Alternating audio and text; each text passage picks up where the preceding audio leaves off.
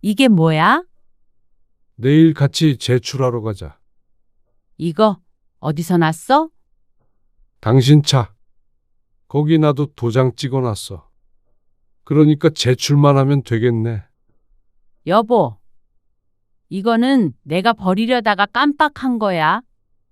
그래서 차에다 놓고 가지고 다녔어? 지난 몇 년간을? 그게 아니라 아니야. 아무래도 상관없어. 당신도 우리 가정을 유지할 의지가 없고, 이제는 나도 없어졌는데, 오늘 이야기 속 주인공은 58세 김대형 씨입니다. 그리고 그의 아내에 관한 이야기이죠. 김 씨는 종이 쪼가리 몇 장에 무너졌습니다. 아내와 김 씨의 이혼을 위한 서류였죠. 오래전에 작성되어서 몇 년간 보관돼 있던 것이었습니다. 그리고 김 씨는 그게 언제 작성된 것인지 알 것 같았습니다. 충동적으로 이혼 신청서만 작성한 것이 아니었습니다. 이혼하는데 필요한 대부분의 서류들이 함께 있었습니다. 아주 상세한 자료였습니다. 언제든지 김 씨에게 내밀었다면 빠르게 갈라설 수 있도록 말이죠. 김 씨는 큰 충격을 받았습니다. 수십 년을 함께한 부부 사이에 힘들고 서글픈 일이 하나도 없을 수는 없었습니다. 하지만 그렇다고 해서 모든 부부가 이혼을 하는 것은 아니었습니다. 김 씨도 아내와의 역경을 함께 이겨나가고 버텨내고 싶었습니다. 그래서 아내가 홧김에 서류를 준비했다가 잊고 있던 것뿐이라고 믿고 싶었습니다. 그런데 그게 아닌 것을 알게 된 이상 언제든 써먹을 수 있도록 소중히 보관하고 있었다는 걸 깨닫게 된 이상 김 씨는 아내와의 관계를 이어갈 수 없었습니다. 김 씨는 모두가 퇴근한 어두운 사무실에 홀로 앉아 생각에 잠겼습니다. 이미 다 식은 지 오래인 커피를 한 모금 마셨더니 쓴맛이 입안에 퍼졌지만 김 씨는 아무것도 느끼지 못하는 표정이었습니다. 거진 30년 가까이 되는 결혼 생활. 그동안 부부가 함께 겪었던 일들이 주마등처럼 스쳐 지나갔습니다. 그리고 그날 김 씨는 먼저 아내에게 이혼장을 내밀었죠. 김 씨는 20대의 아내를 만나 연애 결혼을 했습니다. 그리고 슬아에는 어여쁜 딸이 하나 있었습니다. 평범하지만 행복한 가정을 꾸렸다고 믿었습니다. 맞벌이를 해서 경제적으로는 여유가 있는 편이었고 부부 사이도 좋은 편이었습니다. 그런 부부에게 장인어른의 치매 진단은 갑작스러웠습니다. 아내는 늦둥이 막내딸이었는데 오래전 장인어른은 이혼을 하셨고 위로 둘 있는 형제들은 각자 먹고 살기 바빠서 그런 부모를 외면했습니다. 가장 예쁨을 받았던 막내딸이 책임져야 한다는 말이 오갔고 아내는 김 씨에게 아버지를 모시고 살겠다고 선언했습니다. 김 씨의 의견은 크게 반영되지 못했습니다. 우리 집이 아니면 오갈 데 없다며 당연히 모셔야 한다는 아내는 상의할 기회조차 주지 않았죠. 어린 딸이 걱정이었지만 그래도 부모를 봉양해야 한다는 것에 반대할 생각은 없었습니다. 하지만 장인어른의 상태는 악화되었습니다. 문을 열지 못해 밖으로 나가진 않았지만 화장실을 스스로 가지 못하게 되었고 사람을 알아보지 못했습니다. 여보, 집에 사람이 없는데 장인어른 혼자 저렇게 둘 수는 없어. 요양원에 모시거나 간병인이든 누구든 써야 할 것 같아. 그러자 아내는 고민했습니다. 아내도 둘 다 직장을 다니면서 치매 환자를 돌볼 수는 없다고 생각한 것 같았습니다. 그럼 내가 직장을 그만두고 집에 있을게. 직장을 그만둔다고? 어차피 간병인을 써도 돈이 들 거고. 그럴 바에는 일을 안 하고 내가 하는 게 나아. 돈이 들더라도 우리는 우리 삶을 살아야지. 당신 부모님이라도 그렇게 말했을 거야? 아내의 말에 반박할 여지도 없었습니다. 겪어보질 않았으니 우리 부모님에게도 그렇게 할 거란 말도 할 수 없었고 말이죠. 결국 회사를 그만두는 문제도 아내의 뜻대로 됐습니다. 하지만 시간이 많다고 치매 환자를 수월하게 돌볼 수 있다는 말은 아니었습니다. 여보, 거기서 뭐 하고 있어? 몰라. 장인어른은? 방에 계시겠지. 진짜 죽고 싶다. 왜 그러는데 그래? 퇴근해서 집에 온 김 씨가 소파에 힘없이 누워있는 아내와 몇 마디 나누고 작은 방 문을 열어보았습니다. 밥상이 널브러져 난장판이 된 방 안에 장인어른이 앉아서 텔레비전을 응시하고 있었습니다. 김 씨는 한숨을 쉬며 하나하나 정리했습니다. 여보, 밥은 먹었어? 금방 영지 오잖아. 애 밥은 먹여야지. 몰라. 아무것도 하기가 싫어. 하루 종일 아버지랑 씨름하는 아내는 가벼운 우울증도 앓았고 힘들어했습니다. 그러니까 어렸던 딸한테도 영향이 갔습니다. 엄마의 보살핌을 제대로 받지 못했고 할아버지를 두려워했죠. 결국 김 씨가 회사에 휴가를 내고 장인어른을 돌봤습니다. 아내는 그동안 여행도 다니고 심신을 회복했습니다. 그래서 조금 괜찮아지긴 했지만 문제는 그 뒤였습니다. 여보, 오늘도 퇴근하고 바로 와야 해. 아빠 좀 챙겨줘. 나 오늘 회식이야. 회식은 안 가도 되는 거잖아. 회사 일도 아니고. 회식이 회사 일이지. 지난번에도 빠져서 눈치 보여. 그러면 나는 하루 종일 아빠 돌보고 저녁에 애 뒤치다꺼리도 하는데 당신은 회사에서 편히 일만 하면 끝이야. 아내의 날카로운 음성에 김 씨는 한숨을 애써 삼켰습니다. 김 씨가 지친 기색을 보이면 아내는 더욱 서운해했으니 말이죠. 그리고 주말도 마찬가지였습니다.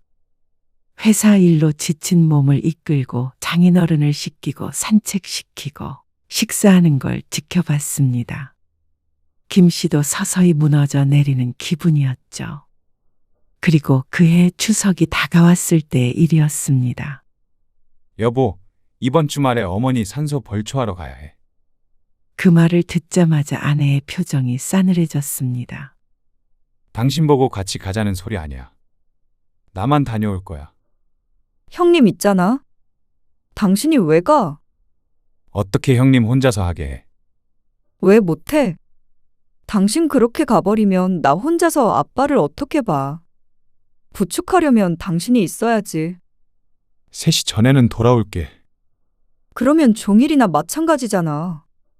돌아가신 분 산소 정리하는데 2식이나 필요해? 그럼 안 해? 살아계신 우리 아버지 좀 더 챙겨주란 말이야. 김 씨는 아내의 말에 울컥했습니다. 당신이 돌보기로 했잖아. 직장도 그만두고 하기로 했으면 당신이 좀 알아서 해. 퇴근하고서도 쉬지도 못하게 하고 주말에도 이렇게 꼼짝도 못하게 하는 게 어디 있어? 뭐? 당신 너무한 거 아니야? 당신이랑 나랑은 부부 아니야?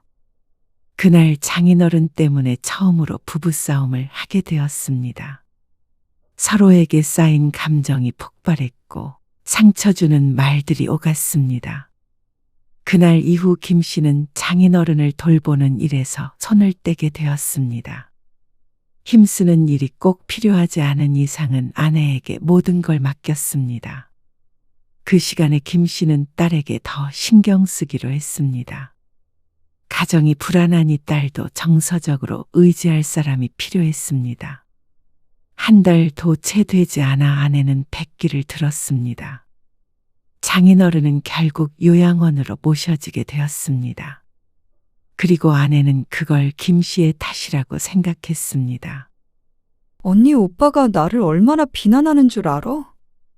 그러면 본인들이 좀 책임져 보라고 하지. 언니 오빠는 언니 오빠고 내가 가장 실망한 사람은 당신이야. 이혼하고 싶어. 뭐? 요양원 입소 수속도 김 씨가 함께 가서 했습니다. 그런데 돌아오는 차 안에서 아내가 폭탄 발언을 한 것이었습니다. 당신처럼 냉혈한이랑은 못 살겠어. 김 씨는 가슴이 무너지는 기분이었습니다. 김 씨도 수개월 동안 많은 노력을 했습니다. 하지만 아내에겐 늘 부족했던 모양이었습니다.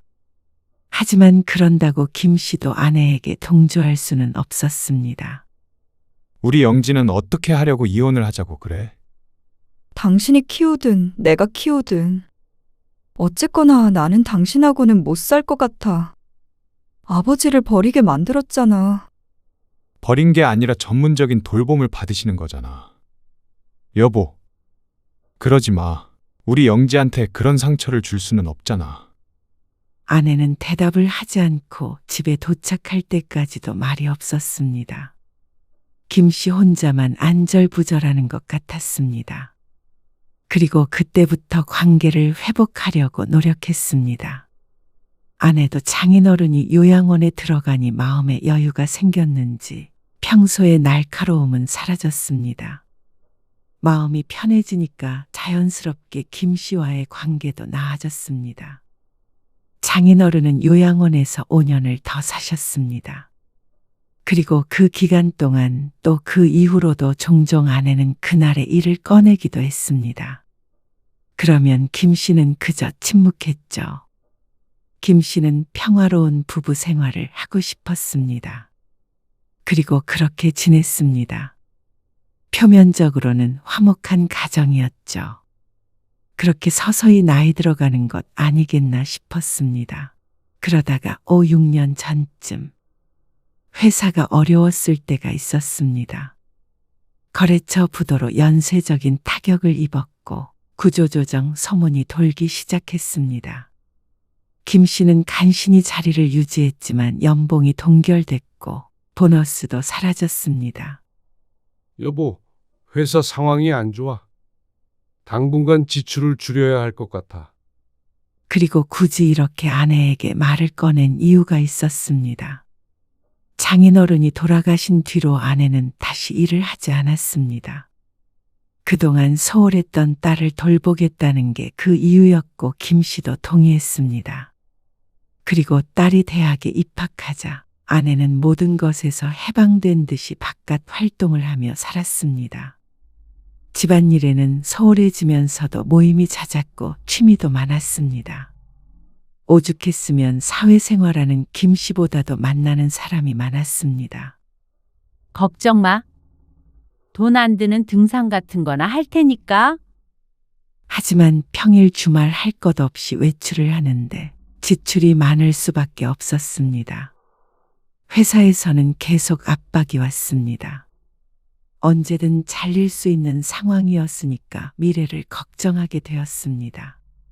아내는 태평했죠. 그러다 보니 김 씨도 가게 상황에 무관심한 아내에게 서운할 수밖에 없었습니다.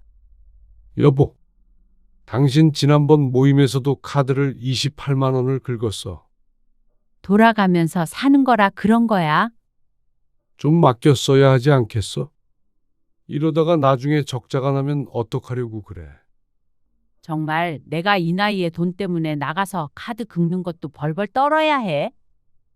나 직장은 안 다녔지만 당신 돈 버는 만큼 당신 내조했고 우리 영지 좋은 대학도 갈 수 있게 뒷바라지 했어. 알지? 아는데 상황이 그렇잖아. 돈 버는 건 당신이 책임져야 할 일이잖아. 아내의 말에 김 씨는 할 말을 잃었습니다. 어떻게 네 책임 내 책임이 있는 건지 몰랐습니다. 김 씨는 아내와 운명 공동체라고 생각하며 살았습니다. 그렇다면 서로가 서로에게 책임이 있는 게 아닌가 했는데 아내는 그게 아닌 것 같았죠. 그러는 당신은 앞으로 뭘 할 건데? 뭐라고? 영지도 대학 갔고 앞으로 10년, 20년 난 더 일하겠지만 그땐 당신은 뭘 하려고 그래? 내조하지. 모임 가고 취미 생활하는 게 내조야? 아침은 차려줘. 김 씨도 아내를 그렇게 몰아붙이고 싶지 않았습니다. 하지만 아내가 찌르는 비수에 김 씨도 마찬가지로 비수를 꺼내들게 되었습니다. 그러자 아내는 충격을 받은 표정이었습니다. 그러더니 홧김에 한 말인지 뭔지 갑자기 내일부터 직장을 구하겠다고 했습니다. 이러니까 전업주부들이 서럽다는 거야. 내가 더럽고 치사해서 돈 벌어올 테니까 대신 당신도 집안일 해. 그리고 아내는 다음 날부터 정말로 구직 활동을 시작했습니다. 그리고 운 좋게도 작은 사무실의 업무 보조직으로 취직했습니다. 알고 지내던 지인으로부터 소개받은 자리였으니 가능했던 일이었습니다. 경력이 단절된 다른 주부들과는 사뭇 다른 재취업이었습니다. 곱게 화장하고 말끔한 옷을 입고 회사에 다니니 아내는 활기가 생긴 것 같았습니다. 그리고 아내도 일을 하게 되니 김 씨도 좀 더 적극적으로 집안일을 분담했습니다. 매일 출퇴근하며 고생하는 아내가 어쩐지 짠하게 느껴지기도 했습니다. 여보, 나 오늘 회사에서 무슨 일이 있었는지 알아? 무슨 일? 같은 생활 패턴이 되니 오히려 부부 사이가 더 가까워진 기분이었습니다. 아내도 돈을 버니까 보람이 있다는 말도 했고 출퇴근을 하니까 오히려 재밌다고도 했습니다. 출퇴근을 한다며 중고로 작은 차도 구입했습니다. 이제는 그 정도 여유가 있을 거라며 말이죠. 그러던 어느 날 저녁, 김 씨는 퇴근 후에 서재에 있다가 거실로 나왔습니다. 텔레비전을 보고 있을 줄 알았던 아내가 보이지 않았습니다. 욕실로 들어가는데 건너편에 있는 안방에서 아내의 목소리가 흘러나왔습니다. 아니, 진짜 설레서 미치겠어. 눈 마주치면 심장이 떨린다니까. 그러면서 깔깔 웃는 아내. 누군가와 통화를 하고 있는 것 같았지만 김 씨는 대수롭지 않게 생각했습니다. 아내가 드라마를 좋아하니까 당연히 배우 이야기를 하는 것이라고 생각했죠. 하지만 며칠 후 아주 우연한 일로 보게 된 아내의 휴대폰 때문에 집안은 발칵 뒤집혔습니다. 아내가 딸과 통화를 하다가 딸이 김 씨를 바꿔달라기에 휴대폰을 건네고 화장실로 들어갔습니다. 딸과 간단히 통화를 하고 전화를 끊었는데 동시에 누군가에게서 메시지가 도착했습니다. 설비팀 이종학 씨. 이렇게 저장되어 있는 사람이라 당연히 회사 사람이겠거니 싶었는데 무심코 화면을 끄려고 했던 김 씨의 손이 멈췄습니다. 저녁 늦게 메시지 보내는 게 불편하다는 듯한 내용에 의아해서 홀린 듯 눌러보았죠. 그런데 아내와 나눈 대화를 읽으면 읽을수록 김 씨의 표정이 묘해졌습니다.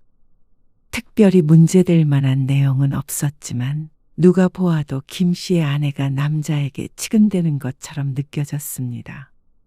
늘 아내가 먼저 메시지를 보냈고 밤 11시 넘어서 보내서 업무를 물어볼 때도 있었습니다.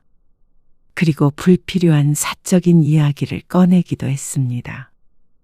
호감을 표하거나 만나자거나 하는 건 아니지만 상대방도 배우자가 있다면 충분히 불쾌할 수 있을 만한 내용이었습니다. 다행히 상대 남자가 그런 김 씨의 아내에게 방어적으로 대꾸를 하니까 대화가 길게 이어지진 않았습니다. 김 씨는 보는 사람도 없는데 얼굴이 다 화끈해지는 듯한 기분이었습니다. 그때 아내가 다시 방으로 들어왔습니다. 당신 뭐해? 남의 메시지를 왜 읽어? 아내가 휴대폰을 낚아채가며 인상을 썼습니다. 이게 뭐야? 이 시간에 회사 사람한테 메시지를 왜 보내?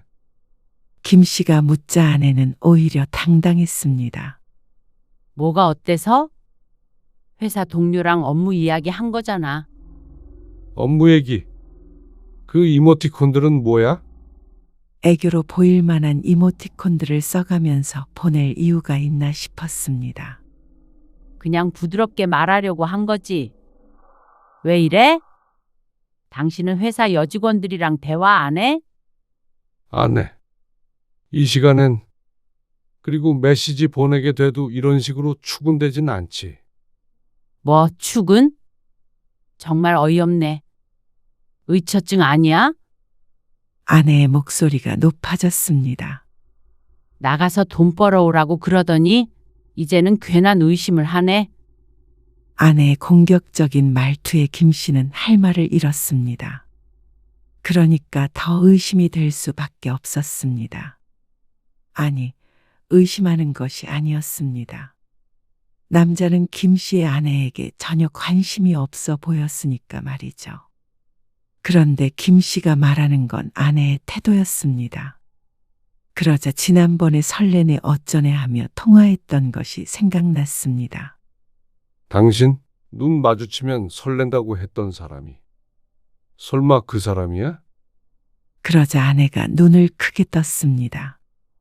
전곡을 찔린 것 같은 그 표정에 오히려 김 씨의 가슴이 찔린 것 같았습니다. 그러면 나가서 일하라고 하지 말든가? 그렇게 불안하면 아니, 내가 불안해서 하는 소리가 아니잖아. 당신이 메시지를 한번 읽어보라고. 누구나 그렇게 생각하지.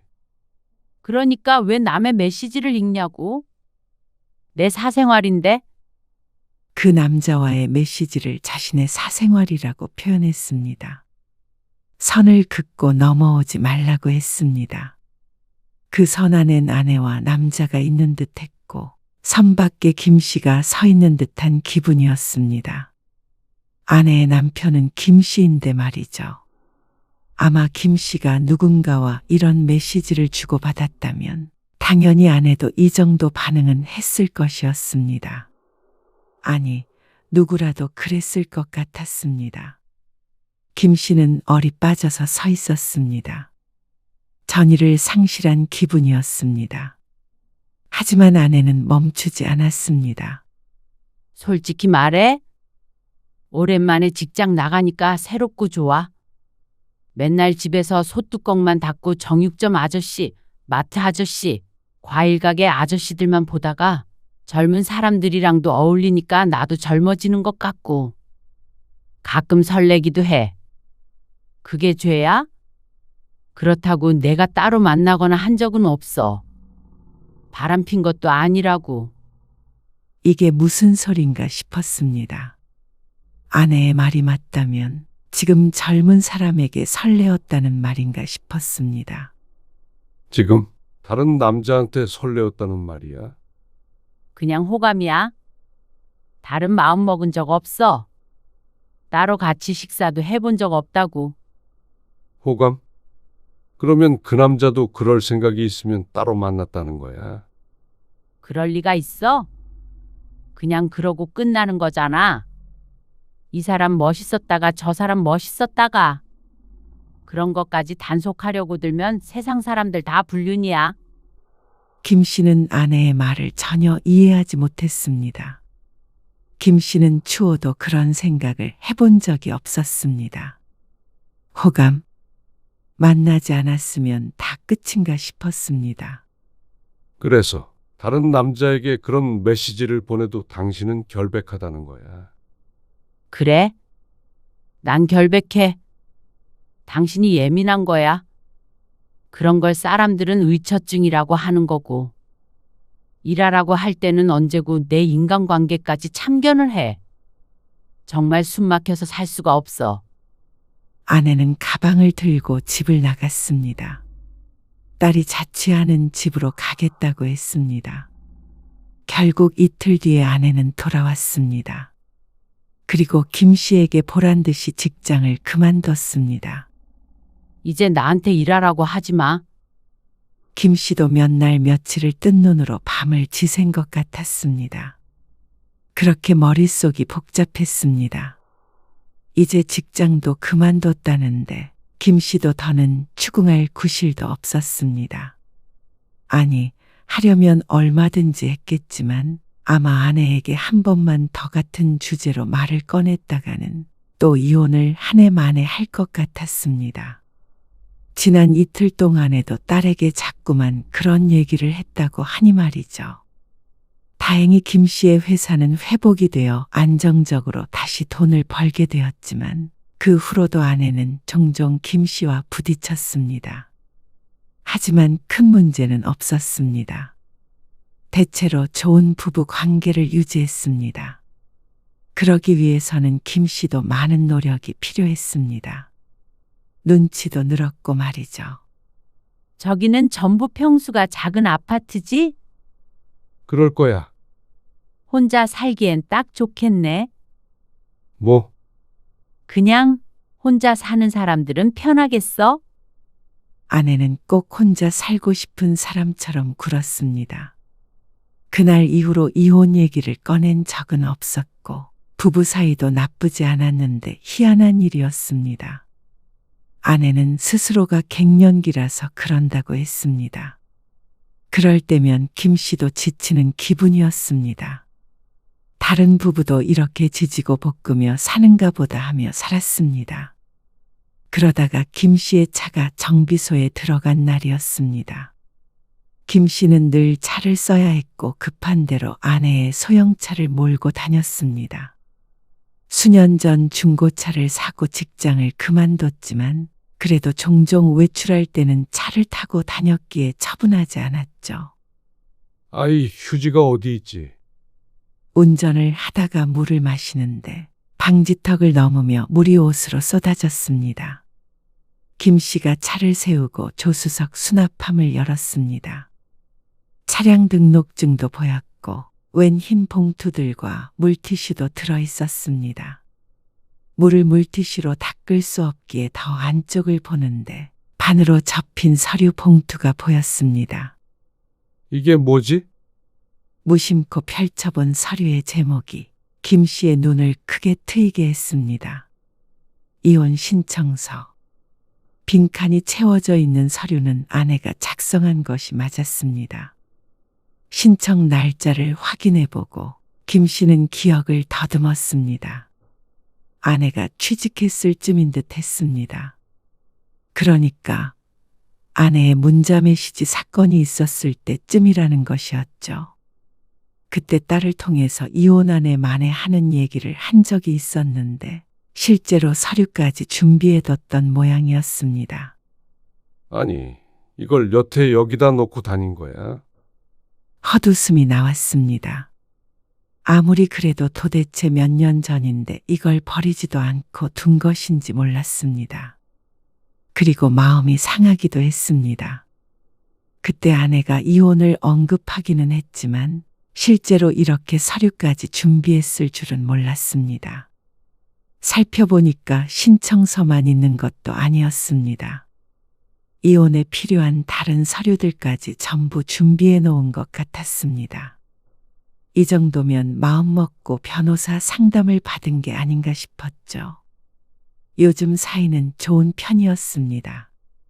그리고 최근 것도 아니었고 미처 못 치우고 깜짝했으니 여기서 이렇게 묵히고 있는 것이겠지만 기분이 좋을 수가 없었습니다. 홧김에 이혼 도장 찍자는 것과는 다른 문제였습니다. 김 씨는 한숨을 푹 내쉬었습니다. 단 한 번도 김 씨의 입으로 이혼하잔 말을 해본 적은 없었습니다. 아무리 힘들고 괴로웠을 때도 말이죠. 부부가 결혼한 이상 이혼은 상상할 수도 없는 일이라고 생각했습니다. 그러니까 아내의 행동에 섭섭했죠. 김 씨는 다시 서류를 반으로 접어서 챙겨가려다가 문득 든 생각에 다시 서류를 펼쳐보았습니다. 정말로 잊어버리고 넣어둔 게 맞을까? 아내는 자주는 아니어도 차를 몰고 다녔고 이곳에 물티슈 같은 걸 넣어둔 걸 보니 서랍을 아예 안 열어보는 것도 아니었습니다. 그런데 이런 서류가 있다는 걸 몇 년 동안이나 모를 수가 있나 싶었죠. 김 씨는 결국 서류를 제자리에 돌려놓았습니다. 그리고 그날 저녁 김 씨가 아내에게 넌지시 말했습니다. 당신 세차한 지 오래됐지? 내가 세차해 줄게. 그래. 그러면 좋지. 그런데 다음 날 오전에 아내가 김 씨에게 말했습니다. 당신 차 언제 나오지? 내일. 그러면 오늘 내일은 버스 타고 가. 나도 차 써야 하거든. 그러니까 세차도 내가 할게. 아내는 굳이 청소를 자신이 하겠다고 했습니다. 그리고 그날 퇴근해서 보니 정말로 세차를 했는지 아주 깨끗해 보였습니다. 실내도 창을 통해서 슬쩍 보니까 깔끔했죠. 그리고 일주일 정도 지난 어느 날이었습니다. 주말이었는데 아내는 외출을 했고 집에 김 씨 혼자 있었죠. 김 씨는 아내의 차키를 챙겨서 주차장으로 향했습니다. 그리고 왠지 떨리는 손으로 조수석 서랍을 열어보았습니다. 그러고는 안심했습니다. 서류가 보이지 않았습니다. 역시나 청소를 하면서 버렸구나 싶었습니다. 그리고 아내에게 말하지 않고 확인해 본 스스로에게 실망했습니다. 그냥 대수롭지 않게 넘기지 못했나 싶어서 자신이 참 쪼잔한 사람이구나 싶었습니다. 그런데 집으로 돌아와서 아내의 옷장에서 그 서류를 발견하고는 모든 것이 무너지는 기분이었습니다. 빨래를 정리해서 넣어둘 데가 없어서 아내의 보조 옷장을 열었는데 그 구석에 숨겨지듯 놓여있는 서류를 김 씨는 잘못 보았다고 생각했습니다. 펼쳐보자 지난번에 확인했던 그 이혼 서류가 맞았습니다. 버리지 않고 가져온 것은 개인정보가 담겨있기 때문이라고 치지만 이렇게 보관한 것은 변명의 여지가 없었습니다. 아내가 깜빡하고 차에 가지고 다니던 게 아니라 일부러 가지고 있었던 것이었습니다. 충격이 밀려왔습니다. 아내가 수년간 이혼 서류를 차에 넣고 다녔다는 사실이 김 씨의 가슴을 무너뜨렸습니다. 여차하면 꺼내들려는 무기라도 되는 것인지도 몰랐습니다. 실제로도 전부 작성되어 있는 서류는 김 씨에게 내밀기만 하면 속전속결로 이혼이 가능해 보였죠. 회사와 집만 오갔던 수십 년.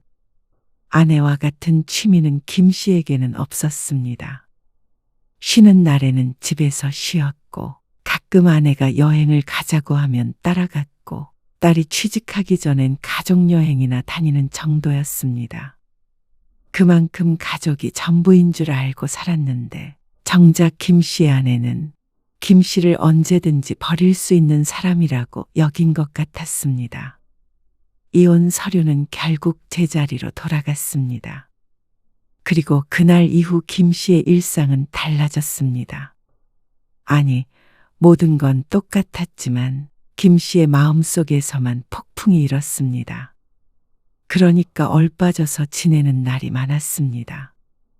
여보, 나 오늘 늦어. 오늘도 모임가? 그러니까 밥은 냉장고에서 꺼내서 대충 먹어. 퇴근해서 집에 오면 아무도 없었습니다. 평소엔 그런가 보다 했지만 생각해보니 많은 것들이 김 씨에게 알려주고 있었던 것 같았습니다. 아내의 마음을 말이죠. 여보, 분리수거 좀 제대로 하라니까. 그냥 버리기만 하면 되는 건데 왜 그걸 못해? 깜빡했어. 요즘 왜 이래? 자꾸 멍하니 있는 거야. 아니야. 쓰레기 다시 줘. 제대로 버리고 올게. 김 씨는 누가 봐도 이상했습니다. 이 순간에도 아내는 나와의 이혼을 생각했을까 생각하면 아내를 똑바로 쳐다볼 수가 없었습니다. 그러던 어느 금요일 저녁 아내가 말했습니다. 나 다음 주말에 1박 2일로 여행 다녀와도 돼? 1박 2일? 우리 동창 모임 알지? 야유회 간다는데 강릉으로. 은정이, 미선이, 지숙이, 경화, 나. 이렇게 다섯이서. 친구들의 이름을 나열하는 아내를 보며 김 씨는 고개를 끄덕였습니다. 전부 김 씨가 아는 친구들이었습니다. 김 씨도 이참에 머리를 좀 정리할 시간이 필요했습니다. 그러려면 아내와 떨어져 있는 것도 나쁘지 않다고 생각했죠. 그리고 아내가 여행을 떠나는 날 이른 아침. 잘 다녀와. 도착하면 전화하고. 알았어. 나 없어도 밥 잘 챙겨 먹고. 그래. 김 씨는 심란한 마음을 감추고 아내를 배웅했습니다. 그리고 그날 밤, 김 씨는 딸에게서 전화를 한 통 받았습니다. 어쩐 일이야? 바쁜 딸이 웬일인가 싶었습니다. 엄마 오늘 여행 갔잖아요. 아빠 식사 챙겨 드셨나 해서? 먹었지? 걱정 마로. 근데 아빠는 왜 같이 안 갔어요? 여자 동창들끼리 간다는데 아빠가 거길 어떻게 따라가? 남자들도 같이 간다고 그러던데. 아니야. 여자 5명인가 6명인가 가는 거일 거야. 아, 남편 데리고 가는 사람도 있나? 저번에 엄마 우리 집에 왔을 때 통화하는 거 들었는데 남자 동창도 2명인가? 가던데. 딸은 말끝을 흐렸습니다. 침묵이 흘렀습니다. 그래. 그런가 보다. 김 씨는 가볍게 대답하고는 전화를 끊었습니다. 하지만 김 씨의 표정은 결코 가볍지 않았죠. 아내에게 전화를 했더니 받지 않았습니다. 노느라 정신이 없는 건지 어쩐 건지 밤 늦게까지 다시 전화를 주지 않았고 메시지도 없었습니다. 김 씨는 아내의 연락을 1시까지 기다리다가 잠이 들었죠. 그리고 다음 날 김 씨는 아내가 돌아오길 기다렸습니다. 오후 5시가 넘어가서야 아내는 집에 돌아왔습니다. 여행 어땠어? 좋았어? 바다 보고 맛있는 것도 먹고. 친구들도 잘 있지? 응. 잘 있지? 오랜만에 여자들끼리 뭉쳐서 여행하니까 좋더라고. 태연하게 거짓말하는 모습에 김 씨는 아내에 대한 신뢰가 무너졌습니다. 더 이상 참을 수 없었습니다. 남자 동창도 있었다며. 그러자 아내가 눈을 동그랗게 떴습니다.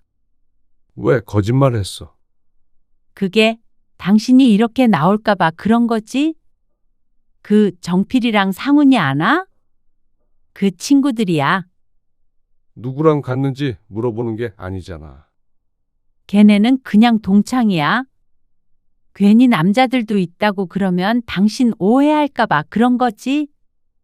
설마 당신 이상한 오해하는 건 아니지? 오해하고 말고가 중요한 게 아니라 당신이 나를 속였다는 게 중요한 거지. 아니, 속이다니. 그런 거 아니야. 그리고 나는 하늘을 우러러 한 점 부끄럼 없어.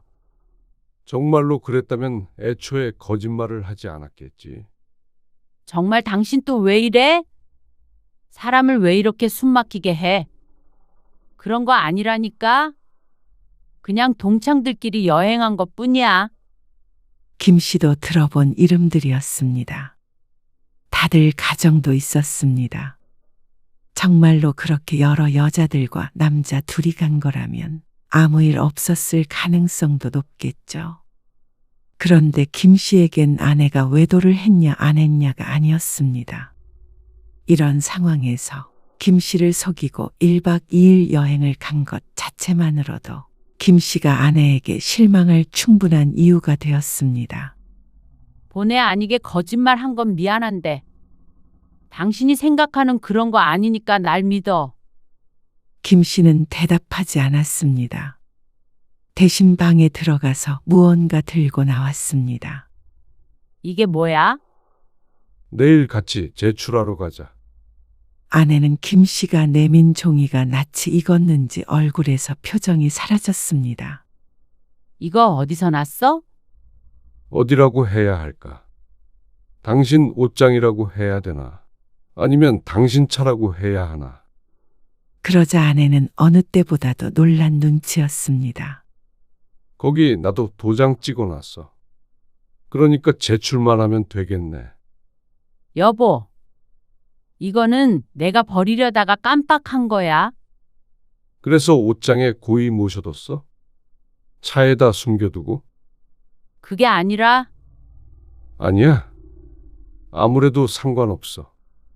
당신이 정말로 버리려고 했다가 실수로 못 버린 거라고 해도 이제는 상관없어. 그런 서류가 무슨 상관이야. 당신도 우리 가정을 유지할 의지가 없고, 이제는 나도 없어졌는데, 그럴 리가 있어? 나는 이혼할 생각 없어. 나도 지쳤어. 당신도 혼자 살고 싶어 했잖아. 그럼 이제 각자 살자. 여보, 진심이야? 그래. 당신도 이제 원하는 대로 살아. 이렇게 답답한 남자 말고, 당신 설레는 남자를 만나든 하고 싶은 거 하고 살아. 김 씨의 목소리는 담담했습니다. 30년 가까이 지속된 결혼 생활을 정리하는 순간치고는 너무나 건조하고 조용했죠. 아내는 더는 붙잡지 않았습니다. 역시나 고민해오고 있었던 것은 틀림없는 모양이었습니다. 이혼 과정은 예상외로 순조로웠습니다. 서로 죽이네 살리네 하지도 않았고 울고불고 하는 막장 드라마 같은 이혼은 아니었습니다. 서로 할 말은 이미 다 했고 남은 건 사무적인 절차뿐이었습니다. 재산 분할도 깔끔하게 정리했습니다. 아파트는 팔아서 반으로 나누고 각자 작은 집을 구하기로 했습니다. 딸이 다 커서 다행이다 싶었습니다. 딸은 혹시나 자신 때문에 이혼하게 된 것은 아닌가 걱정했습니다. 하지만 그것은 아주 사소한 계기일 뿐이었습니다. 그리고 마침내 법원에서 나오는 순간 김 씨는 해방감과 허탈감을 동시에 느꼈습니다. 무거운 짐을 내려놓은 것 같기도 하고 오랫동안 끌어안고 있던 내 짐을 잃어버린 것 같기도 했죠. 그동안 고생했어. 김 씨의 말에 아내가 대답했습니다. 당신도. 그것이 마지막 대화였습니다. 김 씨는 회사 근처 원룸 오피스텔로 이사했습니다.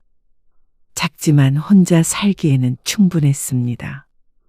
퇴근 후 집에 오면 아무도 없었지만 예전과는 다른 기분이었습니다. 둘이 살 때는 외로우면서도 괴로웠지만 지금은 그냥 외롭기만 했습니다. 아내가 있는데도 외로운 것보단 혼자라서 외로운 게 낫구나 싶었습니다. 처음엔 혼자 된 삶에 적응하는데 급급해서 주위를 둘러보지 못했습니다. 하지만 모든 건 시간이 해결해 줬습니다. 김 씨는 처음으로 자신을 위한 시간을 가졌습니다. 아내가 했던 말처럼 자신이 참 답답하게 살아왔던 것 같았습니다. 이혼하고 2달쯤 지났을 때 김 씨는 직장 동료의 권유로 동호회에 가입해 등산을 시작했습니다. 건강하게 오래 살려면 무슨 운동이라도 해야 할 것 같았습니다. 하지만 또 산을 오르는 건 적성에 잘 맞지 않아서 걷기 동호회에 가입하기도 했죠. 그리고 잘 만나지 않고 살던 오랜 친구들도 만났습니다. 그리고 최근에는 요리 유튜브에 취미가 들려서 퇴근하는 길에 마트에 들러서 식재료를 사왔습니다. 혼자 먹는 밥이라도 맛있게 해 먹고 싶었습니다. 매 끼마다 내가 먹고 싶은 걸 먹으면 된다고 생각하니까 별로 힘들게 느껴지지 않았습니다. 요즘 얼굴 좋아 보이는데. 회사 동료가 말했습니다. 그래? 운동 시작해서 그런가?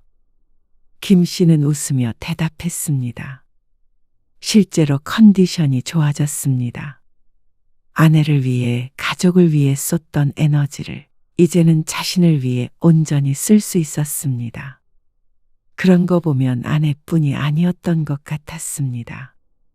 이혼이라는 단어를 가슴에 담아두고 살았던 것 말이죠. 아내는 그걸 종이로 들고 다녔지만 김 씨는 마음에 있으니 스스로도 깨닫지 못했던 것 같았습니다. 결혼 생활에 지쳐 있었던 것 같기도 했습니다. 만을 거치면서 파도에 깎인 돌처럼 그렇게 마모되어 갔던 것 같았죠. 그리고 이혼한 지 넉 달이 채 안 되었을 때 아내에게서 연락이 왔습니다. 잘 지내? 아내의 목소리는 어쩐지 좋지가 않았습니다.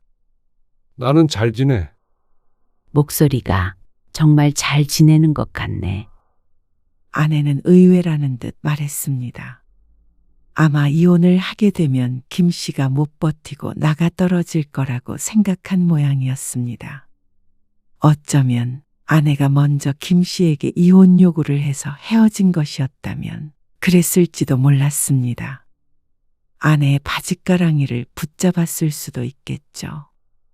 하지만 김 씨는 정말로 괜찮았습니다.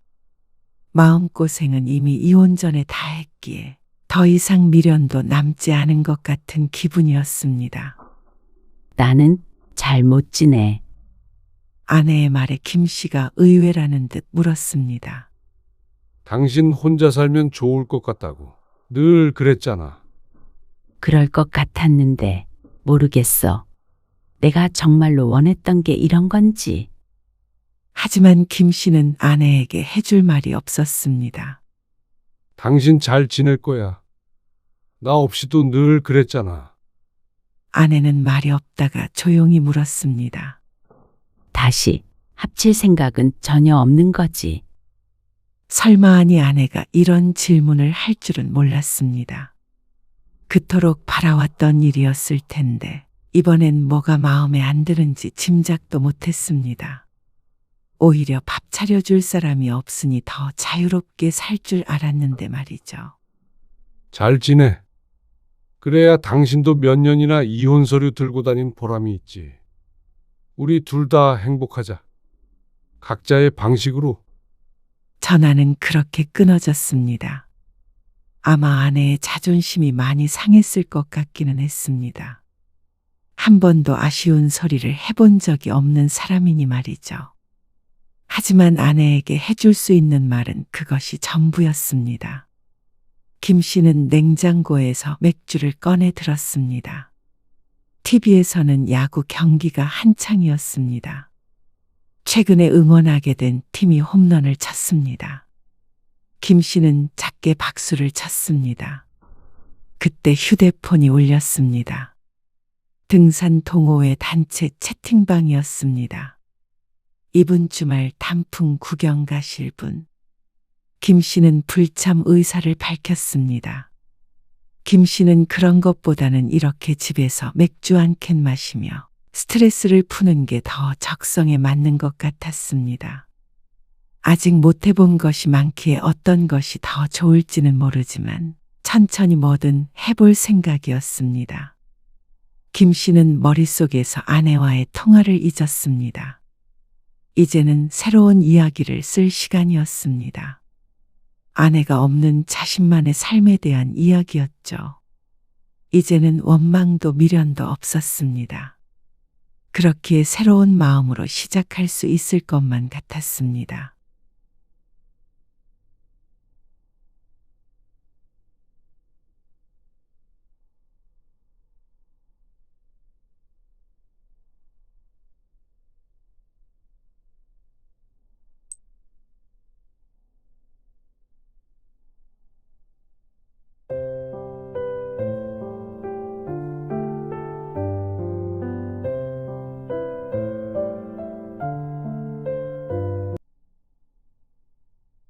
밥 안 먹는다고요. 제가 해달라고 한 거 아니고요. 엄마 만족으로요. 밥 못 먹어 죽은 귀신이 붙은 것도 아니고 사 먹을 수 없는 음식도 아닌데 왜 그렇게 목을 매세요? 뭐라고? 곰국이요? 사 먹을게요. 불고기랑 반찬들이요? 그것도 사 먹을게요. 이제 반찬도 하지 마세요. 명절이 지긋지긋해요. 그러면 오지 마. 나도 차라리 그게 낫겠다. 너희 준다고 음식 안 해도 되고. 아빠랑 둘이 있으면 차례 음식도 금방 끝나? 너희 때문에 더 푸짐하게 했었던 거야.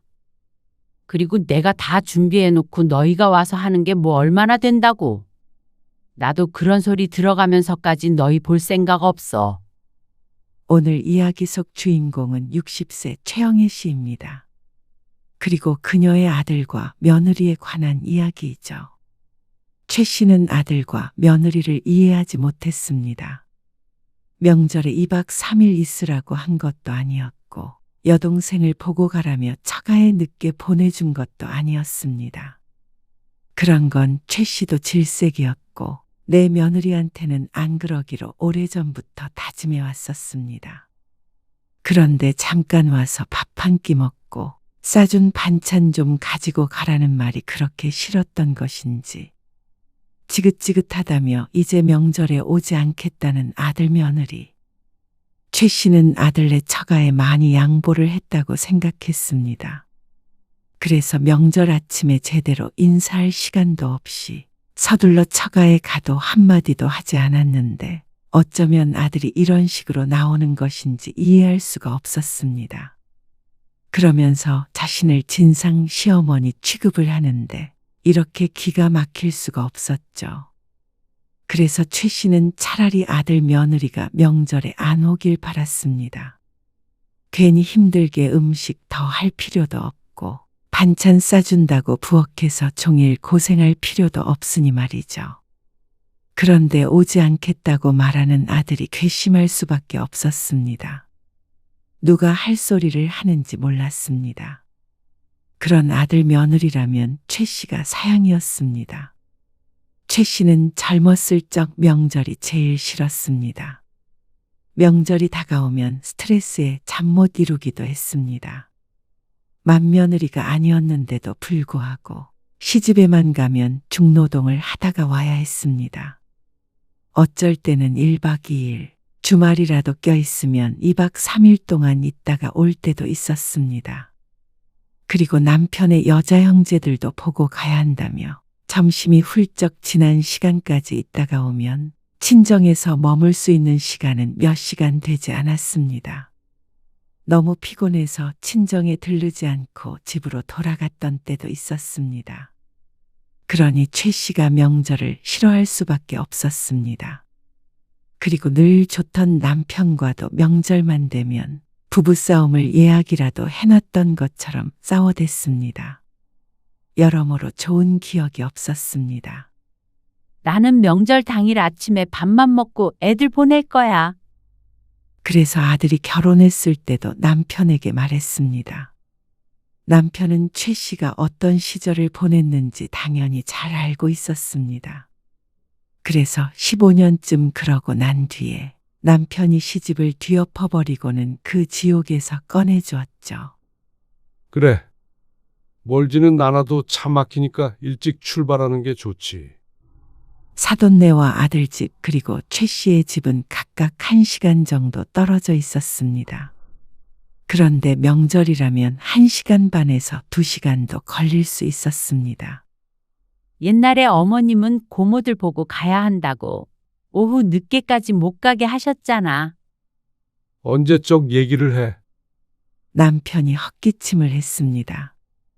최 씨는 자신의 시어머니가 최 씨 정도만 생각했어도 젊은 시절의 명절이 그토록 싫지는 않았을 거라고 생각했습니다.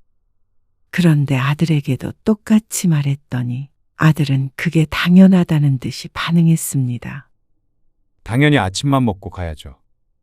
어깨까지 으쓱거리면서 아침에 바로 안 가면 도대체 언제 가냐고 했습니다. 너도 유진이 보고 가고 싶을 거 아니야? 누나요. 나중에 언제든지 따로 볼 수 있는데요. 뭘. 아들은 누나까지 보고 간다는 건 전혀 생각에도 없었습니다. 최 씨도 열린 마인드라고 생각했지만 역시나 요즘 젊은 사람들은 다르긴 다른 것 같았습니다. 아니, 아들은 거기에 덧붙였습니다. 사실 처가에서도 당일에 돌아오잖아요. 우리 집에서도 안 자고 오는 게 맞긴 맞죠. 뭐? 그럼 왔다가 바로 가? 그게 공평하긴 하죠. 예, 아무리 그래도. 그러면 차례 지낼 때 와야 하는데. 정말 아침만 먹고 가는 거잖아? 그건 좀 서운할 것 같은데? 아들의 말대로라면 최 씨의 집에서 1~2시간 머물다가 가야 하니까 그건 좋은 생각이 아닌 것 같았습니다. 아들 며느리와 자주 보는 것도 아닌데 말이죠. 그래도 전날에 와서 같이 시간을 보냈으면 했습니다. 혹시 수빈이가 그렇게 하고 싶대? 최 씨가 아들에게 조심스럽게 물었습니다. 혹시나 며느리가 시집에 오기 싫어하는 것인지 말이죠. 만약 그렇다고 한다면 조금 상처가 될 것 같았습니다. 시집살이 시킨 적이 한 번도 없는데 벌써부터 시집과 거리를 두려고 하나 싶었죠. 아니요. 그런 게 아니라 제 생각에 그렇단 거죠. 수빈이는 당연히 전날에 간대요. 아들의 말에 안심했습니다. 자신이 젊었을 때 느꼈던 그 괴로움을 며느리가 느끼지 않길 바랐습니다. 그러다가 아들 며느리와 연이 끊어지는 부모가 되고 싶지도 않았고 말이죠. 그리고 아들이 결혼한 뒤 첫 명절이 되었습니다.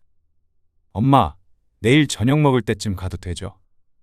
연휴가 시작되기 전날 아들에게서 전화가 왔습니다. 최 씨는 당연히 늦어도 점심쯤에는 올 거라고 생각하고 따로 말하지 않았는데 저녁에 온다길래 당황스러웠습니다. 너무 늦지 않아? 아, 늦어요. 너무 일찍 갈 필요 있어요? 얘는? 차례 지낼 음식도 준비해야 하는데 차례 음식이요?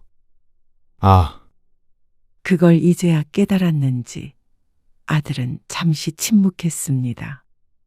당연히 최 씨도 눈치가 있는 이상 아들이 무엇 때문에 이러는지 알 것 같았습니다. 음식 많이 안 하는 거 알잖아. 너희가 도와줄 건 많이 없고 그냥 같이 시간 보내고 싶어서 그렇지. 음식 집어먹으면서 얘기도 하고. 옛날 같았으면 온 식구가 다 와서 그 입에 들어갈 음식들 하느라 허리가 휘었는데 내일 올 사람은 아들 며느리밖에 없었습니다. 그러니까 딱히 아들 며느리가 힘들 일도 없었죠. 알겠어요. 그러면 점심 먹고 1시까지 갈게요. 그래, 그래. 최 씨는 들뜬 목소리로 대답하고 전화를 끊었습니다. 그리고 다음 날 아침 일찍부터 음식할 준비를 미리 해놓고 있었습니다. 재료 손질도 해놓고 말이죠. 점심을 간단하게 먹으니 1시였습니다.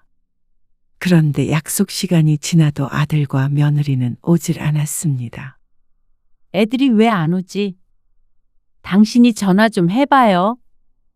오겠지. 급한 거 뭐 있어? 밥도 먹고 온다는데. 전도 붙여야 하는데.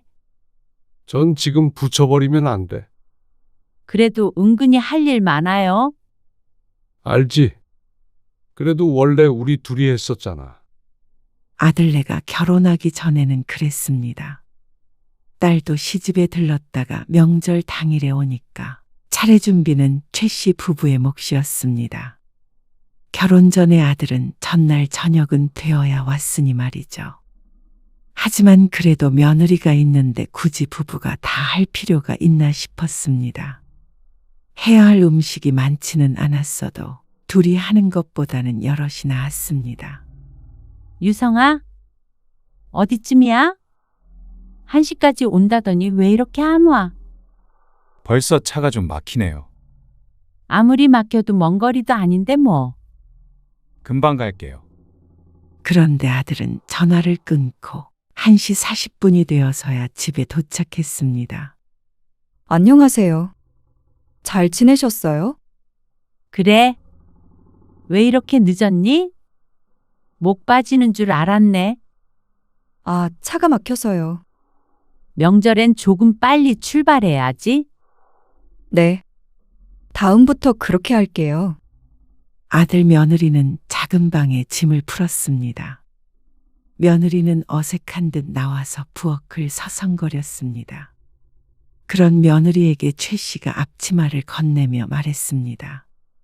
할 건 많이 없고 내가 손질은 많이 해뒀거든.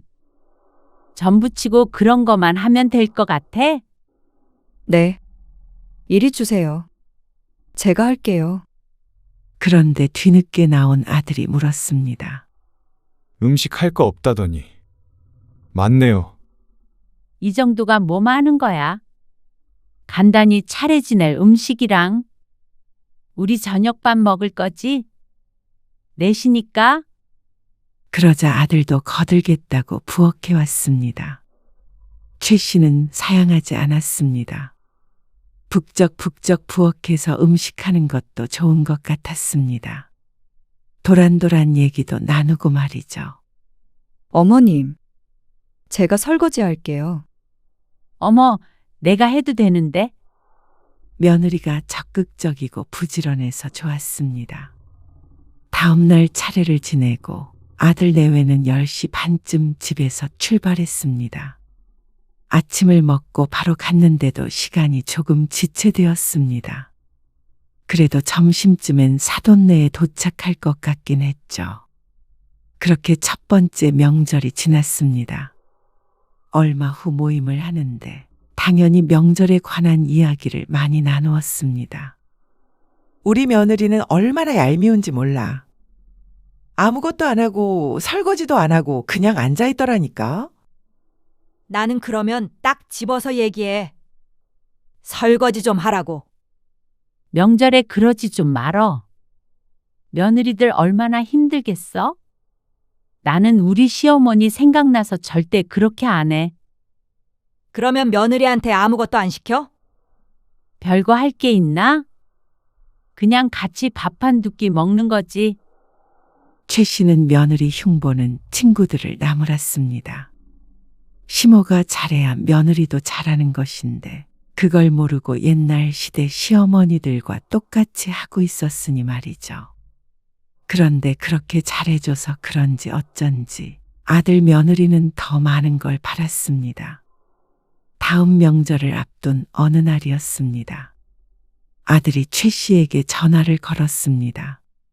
엄마, 이번에 처가에 먼저 들러야 할 것 같아요. 언제? 명절에? 최 씨가 놀라서 되물었습니다. 네. 수빈이네 할머니께서 요양원에 계신데 명절 전날에 잠깐 들렀다가 큰아버지로 가신대요. 그래서 할머니 뵈려면 먼저 가야 할 것 같아서요. 아, 그래? 네. 이번에는 그럼 처가에 먼저 가도 되죠? 당연히 안 된다는 말은 기대하지 않고 물어보는 아들 때문에 최 씨는 엉겁결에 그러라고 했습니다. 그래? 할머니가 오신다니까? 네. 그럼 그렇게 할게요. 명절 당일에 아침 일찍 갈게요. 그래? 전화를 끊고 보니까 눈 뜨고 코가 베인 것 같은 기분이었습니다. 할머니나 요양원 같은 얘기가 나오니까 그러라고 해야 할 것 같아서 대답을 하긴 했는데 명절에 여자 쪽부터 가는 경우도 있나 싶었습니다. 그건 그렇다 치더라도 그러면 차례는 어떻게 해야 하나 걱정이 됐습니다. 그러면 차례를 좀 늦게 지내야 하나? 남편에게 말했더니 차례 지내는 시간을 늦추는 게 어떻냐고 했습니다. 얼마나 늦춰요? 언제 도착할 줄 알고.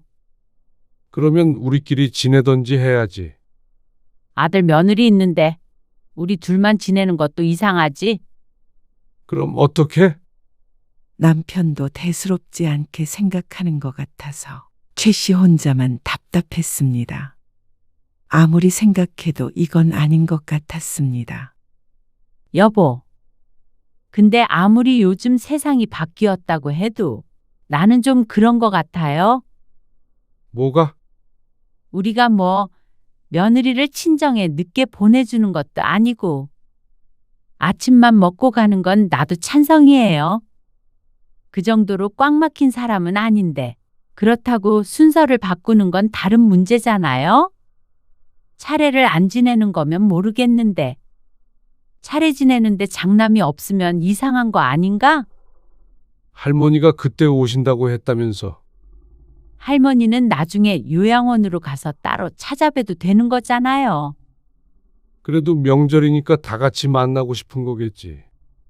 그렇게 따지면 나도 유성이랑 유진이 다 같이 만나도록 명절 오후까지 아들 며느리 잡아둬도 되나? 난 그렇게 안 하잖아요. 그러면 그쪽에서도 좀 선을 지켜야 하는 거 아닌가 싶은데 내 말이 틀려요? 우린 아침만 먹이고 불이 나게 보내는데 그러면 사돈네도 우리가 배려한 걸 알고 고맙게는 생각해야 하는 거잖아요. 아이고, 시어머니 같은 소리를 다 하네. 시어머니 같은 소리가 아니라 나처럼 며느리 위하는 사람 없어요. 내 주변 말만 들어봐도 며느리 엄청 부려먹고 뒤에서 흉보고 그래요. 나는 안 그러잖아. 그러니까 어쩐지 우리를 우습게 보는 것 같기도 하고. 누가 우릴 우습게 봤다고 그래. 그러니까 유성이가 처가에 먼저 가겠다는 소리를 하지. 나중에는 안 온다고 하겠어요? 아이고, 나는 모르겠다. 남편은 고개를 저었고 최 씨는 잠시 고민하다가 오후 늦게 아들에게 다시 전화를 걸었습니다. 엄마가 생각을 해봤는데 그래도 차례는 지내고 가야 될 것 같아서. 아, 그때 되면 할머니 큰아버지 댁으로 가신다는데요. 그건 어쩔 수가 없지. 그러자 아들이 말이 없었습니다. 나중에 시간 내서 찾아뵙던가 해. 할머니는 언제든지 뵐 수 있지만 차례를 너 없이 지낼 수는 없잖아. 처가 먼저 가는 것도 좀 이상하기도 하고. 엄마, 요즘엔 그렇게 번갈아 가면서 가기도 해요. 이상할 게 없는데. 그런 건 차례 안 지내는 집이겠지? 한숨 소리가 들려왔습니다. 너무 우리 집만 생각하는 것 같은데요. 뭐? 우리 집만 생각했으면 아침만 먹고 처가에 가게 하지도 않았지. 그 소리에 최 씨는 조금 기분이 상했습니다. 최 씨가 배려를 해주니까 아들은 그게 당연하다고 생각하는 것 같았습니다. 지난번에도 말씀드렸지만 그건 배려가 아니라 당연한 거죠. 뭐? 최 씨가 낮은 목소리로 되묻자 옆에서 며느리의 목소리도 작게 들렸습니다. 둘이 무언가 대화를 나누는 것 같아서 최 씨는 잠깐 기다렸습니다. 그러자 아들이 또다시 한숨을 쉬면서 말했습니다. 알겠어요. 집으로 먼저 갈게요. 아무래도 며느리가 그러자고 한 것 같았습니다. 처음부터 그랬으면 이렇게 기분 나쁠 일도 없을 텐데 아들이 자기 처만 생각하느라 부모 마음은 헤아릴 줄을 몰랐습니다. 아들은 장가가면 끝이라더니 내 아들도 정말 그런가 싶어서 마음이 좋지 않았습니다. 그 이후로 아들은 처가에 먼저 가겠다는 말은 하지 않았습니다. 그래서 최 씨도 명절 당일 일찍 일어나는 아들을 붙잡지 않았습니다. 어쩔 때는 설거지도 안 하고 가도록 하기도 했습니다. 이 정도만 하더라도 최 씨가 젊었을 때와는 달랐습니다. 하지만 아들 며느리는 그것조차 불만인 모양이었습니다. 공국해? 유성이가 좋아하잖아요. 명절에 오면 먹이고 집에 갈 때도 좀 싸줄까 해서요. 그래? 생각해보니까 애들 명절 끝나도 음식도 하나도 안 갖고 가고 명절 음식이라 그런 거 같기도 해서 유성이 좋아하는 거 몇 가지 해서 싸주게요. 작년 추석이었습니다. 아들 며느리 싸주려고 명절 음식 외에 불고기, 더덕구이, 공국 등 여러 가지를 미리 해두었습니다. 아들도 좋다고 했습니다. 싸주시면 감사하죠. 어차피 집에서 요리해 먹기도 힘든데. 맞벌이를 하기 때문에 거창한 걸 해먹을 시간은 없다면서 고개를 끄덕였습니다. 최 씨는 무척 뿌듯했습니다. 그런데 저녁을 다 먹고 치우고 있는데 아들이 말했습니다. 엄마, 근데 내일 차례 좀 일찍 지내고 가야 해요. 왜? 어딜 가야 하는데? 처갓집에요. 한 9시에서 9시 반쯤에 출발해야 할 것 같아요. 그렇게나 일찍? 왜? 무슨 일 있어? 최 씨가 의아한 목소리로 되묻자 아들이 대꾸했습니다. 아, 장모님 댁 다음 달에 이사하시는데 짐 정리하신다고. 무거운 거 몇 개 옮기는데 그것 좀 도와달라고 하시네요. 아, 그래? 하지만 최 씨는 이해가 안 갔습니다. 그리고 조금 불쾌하기까지 했습니다. 이사가 다음 달인데 벌써부터 이삿짐 정리하는 것도 이상한데 그걸 사위한테 시키다니요. 그것도 차례 지내는 줄 뻔히 알면서 일찍 부른 사돈의 저희가 궁금했습니다. 안 그래도 아침만 먹고 가는데 더 빨리 가면 어떻게 하겠다는 건지 몰랐습니다. 이삿짐 때문에 차례 시간을 앞당기는 것도 어처구니가 없었습니다. 그래서 처가에서 차례 시간 앞당기래. 아, 그건 아니고요. 가구 가져가는 차가 오전에 온다고 해서 혹시나 늦을까 봐요. 조금 일찍 출발하려는 거예요. 처가에서 일찍 오라고 한 건 아니고요. 아니, 이사가 다음 주라며? 장인어른이랑 장모님이 그때까지 쉬는 날이 없으시대요. 아들의 말에도 부하가 나는 걸 막을 수 없었습니다. 아침에 정신 없어서 설거지도 안 시키고 보내는데 그보다 더 빨리 가겠다는 말에 이게 뭐 하자는 건가 싶기도 했습니다. 그리고 그걸 이제 와서 말하는 아들에게도 섭섭했습니다. 그런 줄도 모르고 몇 날 며칠 공국도 끓이고 반찬도 해둔 스스로가 바보 같았습니다. 아들 며느리는 처가에 갈 생각밖에 없는데 말이죠. 며느리는 말 한마디 안 보태고 옆에서 그릇을 치우고 있었습니다. 총대는 아들에게 매도록 하고 모르는 척 하고 있는 게 얄미워 보이기까지 했습니다. 그럼 차례를 8시에 지내면 되나? 그러고 나서 아침은 안 먹고 갈게요. 배고프지 않겠어? 괜찮아요. 남편이 대수롭지 않게 대답했습니다. 최 씨가 어느 부분에서 기분이 상한지 모르는 눈치였습니다. 아들이 처갓집 머슴 노릇을 하러 간다는데 그걸 일찍 보내주려고 차례 시간까지 바꾸는 남편이 소갈머리가 없게 느껴졌죠. 그것도 아침밥도 안 먹고 갈 정도로 처가에 꽉 잡혀 있는가 싶어서 더 기가 찼습니다. 최 씨는 애써 마음을 다잡았습니다. 아들도 최 씨가 허락할 거라고 생각하고 남편까지 이렇게 얘기하는데 혼자서 안 된다고 하면 최 씨만 나쁜 사람이 되는 것 같은 분위기였습니다. 그래서 최 씨도 100번 양보해서 말했습니다. 그러면 처가에 들렀다가 일 도와드리고 점심 먹고 그러고 다시 들러. 다시 들르라고요? 아들이 영문을 모르겠다는 듯한 표정으로 바라보았습니다. 그래? 아침밥도 안 먹고 가겠다면서. 너 주려고 공국 끓여놨는데 그거는 먹어야 할 거 아니야. 그리고 반찬도 가지고 가야지. 곰국은 아까 저녁 먹을 때 주시지. 미리 말을 했으면 좋지. 아침에 주려고 안 줬는데. 그냥 싸주세요. 반찬이랑 같이 내일 아침에 그냥 가지고 갈게요. 어떻게 다시 들러요? 어차피 너희 집 올라가는 방향이잖아. 지나가는 길에 들러서 저녁 먹고 가. 유진이네도 그때까지 있으라고 할 테니까.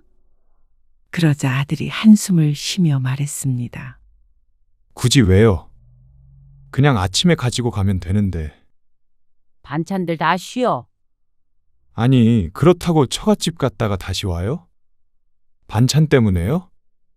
아들의 말에 최 씨는 너무 서운했습니다. 먼 길 돌아서 다시 오라는 것도 아니고 지나가는 길이었습니다. 어차피 지나가는 길에 부모가 정성껏 만든 반찬 좀 가지고 가라는 게 그렇게 싫은 일인가 싶었습니다. 그리고 아침밥도 안 먹고 가는 거면 저녁밥은 같이 먹을 수 있는 거 아닌가 싶었습니다. 그 김에 누나도 보고 가고 말이죠. 최 씨도 양보를 했으면 아들 내외도 그 정도는 해야 맞았습니다. 일방적인 배려만을 원하는 아들에게 섭섭한 감정이 느껴지는 건 당연했습니다. 모든 처가에만 맞추려고 하는 아들 내외가 괘씸했습니다. 전에도 처가 먼저 가면 안 되냐고 그러더니 이번에도 처가 일을 도와줘야 된다고 최 씨 부부가 전부 맞춰주라는 식이었습니다. 반찬도 이렇게나 많이 해줬는데 온 김에 저녁 한 끼 같이 먹자는 것도 다 싫다는 것인지. 최 씨의 표정이 어두워지자 그제서야 며느리가 끼어들었습니다. 아니에요. 어머님, 들렀다가 저녁 먹고 올라갈게요. 아니, 또 오겠다고? 어머님 말씀대로 어차피 지나가는 길이니까. 그나마 며느리에게 양심은 있는 모양이었습니다. 생각 같아서는 반찬이고 뭐고 공국이고 뭐고 주지 말까 싶기도 했습니다. 뭐가 예쁘다고 이런 아들을 위해서 그렇게 정성스레 준비했는지 몰랐습니다. 하지만 최 씨는 더 이상 얼굴 붉히고 싶지 않았습니다. 좋은 명절날에 말이죠. 그러면 그런 줄 알고 있을게. 네, 며느리까지 그러겠다고 하자 아들도 더 이상 반박하지 못했습니다. 다만 연거푸 한숨만 쉬어댈 뿐이었습니다. 또 그 소리에 최 씨의 기분은 더 바닥을 쳤고 말이죠. 최 씨가 과한 요구를 한 것도 아닌데 아들 며느리는 정말 자신들밖에 몰랐습니다. 옛날 같았으면 상상도 못할 일들이었습니다. 명절 당일에 점심이 지나고 저녁 때가 다가와도 친정에 가겠다는 말을 못하는 것이 옛날 며느리였습니다. 그런데 차례 지내기가 무섭게 친정에 가면서도 최 씨가 많은 걸 양보했다는 생각은 못하는 듯 했습니다. 처음부터 그랬으니 그게 당연한 줄 아는 것 같았죠. 그리고 그걸 주도적으로 나서서 속을 뒤집어 놓는 아들도 얄밉기는 마찬가지였습니다. 며느리 친정일인데 자기가 대변인도 아니고 최 씨가 며느리 잡는 나쁜 시부모도 아닌데 왜 그러는지 몰랐습니다. 이따 저녁 먹기 전까지는 와야 해. 네. 아들이 못마땅해 하는 게 느껴졌습니다. 최 씨도 속으로 갈등을 했습니다. 이대로 그냥 가서 저녁에 오지 말라고 하고 싶기도 했습니다. 그렇게 하면 최 씨는 오히려 편했습니다. 나조차고 공국 끓이고 반찬한 것도 아닌데 왜 해주는 입장에서 이렇게 애걸복걸 해야 하는 것인지 몰랐습니다. 그러다가 자식 이기는 부모 없다는 말이 더 올랐습니다. 그렇게 기분 상한 와중에도 아침밥도 안 먹고 처가로 간 아들이 신경이 쓰였고 명절이 끝난 뒤에 밥도 대충 챙겨 먹을 아들 며느리가 걱정이 됐습니다. 그러니까 계획한 대로 저녁도 먹이고 반찬도 싸주고 그렇게 보내고 싶어서 최 씨는 처가로 떠나는 아들에게 아무 말도 하지 않았습니다. 속으로는 한 대 콱 쥐어받고 싶다는 생각을 했는데도 말이죠. 안 챙겨주면 되지. 왜 챙겨주면서 스트레스를 받아? 그냥 처갓집 들렸다가 알아서 올라가라고 해. 그럼 이 반찬은 어떻게 해요? 그러게 아까 갈 때 싸줬으면 됐잖아. 최 씨는 그런 남편을 흘겨봤습니다. 불난 집에 부채질하나 싶었습니다. 그런데 오후 5시쯤 되었을 때였습니다. 딸과 사위가 도착해서 함께 점심을 먹고 쉬고 있었습니다. 그때 아들에게서 전화가 왔습니다. 이제 출발하려고? 유진이도 와 있어. 최 씨는 당연히 아들이 이제 오려고 전화를 했다고 생각했지만 정반대였습니다. 아, 어쩌죠. 저녁은 같이 못 먹을 것 같아요. 엄마, 아빠 먼저 드세요. 뭐? 왜? 아직도 이삿짐인지 뭔지 그거 해? 아, 아니요. 그건 다 했고요. 친척분들이 계신데 좀 더 있다가 일어나야 할 것 같아서요. 뭐? 여기도 수빈이 와 있다니까? 그럼 오늘 못 와? 아니요. 반찬 가져가라고 하셨잖아요. 이따가 집에 올라갈 때 잠깐 들러서 반찬만 가져갈게요. 최 씨는 대답을 하지 않고 있었습니다. 머릿속이 복잡했습니다. 먼저 약속이 되어 있던 것은 최 씨였는데 어째서 사돈네 친척이 왔다고 아들이 저녁 먹으러 못 오겠다는 것인지 몰랐습니다. 얼마나 무시를 했으면 사돈은 애들을 안 보내는 것인지. 너 정말 엄마 서운하게 할래? 서운하다니요. 가다가 들른다니까요. 밥은? 공국에다가 밥 안 먹고 가게? 집에 가서 먹을게요. 너 정말 너무한다. 그렇게 일찍 가놓고는 언제까지 처가에 있는 거야? 왜 그러시는데요? 왜 그러냐니? 네가 처가만 챙기니까 그렇지. 말이 돼요? 아침까지 엄마 집에 있다가 온 거잖아요. 게다가 하룻밤 잤고요. 어쨌거나 저녁에 와서 밥 먹기로 했으면 약속은 지켜야 할 거 아니야? 상황이 이런데 좀 이해해 주실 수 없으세요? 너는 왜 맨날 네 입장만 이해하라고 그래? 너 먹이려고 엄마가 고생고생해서 준비한 건 생각 안 해? 공국도 땀 뻘뻘 흘리면서 끓인 엄마 노력은 아무것도 아니야? 그러자 아들이 한숨을 쉬었습니다. 그리고 너 그렇게 한숨 쉬는 것도 말이야. 너무 기분 그래. 꼭 대화가 안 통한다는 듯이 말이야. 엄마, 진짜 대화 안 통하고 있는 게 맞는 것 같아요. 뭐? 저 위해서 반찬도 해주시고 그런 거 정말 감사해요. 근데 왜 그렇게 강요를 하세요? 안 가져가겠다고 한 것도 아니고. 뭐? 강요? 아들의 말에 최 씨는 크게 충격을 받았습니다. 나 좋자고 한 게 아닌데 강요라니. 말도 안 된다고 생각했습니다. 그리고 어제 점심 때부터 있다가 하룻밤 자고 왔으면 됐지. 저녁에 또 오라고 하는 것도 정말 심하셨어요. 그렇게 절 위한다면서 명절에 아들 피곤할 건 생각 못 하세요? 피곤한 건 네가 처가에서 머슴 노릇해서 그런 거고 여기 와서는 먹고 노는 것밖에 더 하니? 그럼 수빈이는요? 또 가면 설거지하고 수빈이네 뒤치다거리까지 해야 해요? 설마 너 그래서 안 온다는 거야? 내가 언제 수빈이 일 시키니? 말로는 안 시킨다고 가만히 있으라고 하지만 명절 음식 준비도 같이 하고 꼭 설거지도 하잖아요. 그건 자기가 하겠다고 그런 거지. 내가 먼저 하라고 한 적은 없어. 그러면 거기서 누가 안 해요? 그리고 엄마 같으면 명절에 시집에 2번씩이나 가고 싶으시겠어요? 왜 엄마는 엄마 생각만 하세요?